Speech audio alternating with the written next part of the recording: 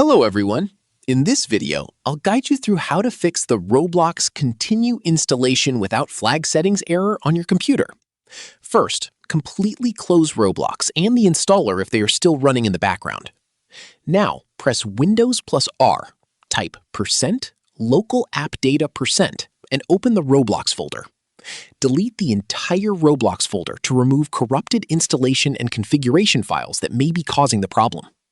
After that, restart your computer to clear temporary system errors.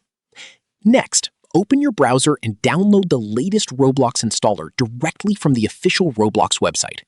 Before running it, temporarily disable your antivirus or firewall, because security software can sometimes block Roblox files during installation.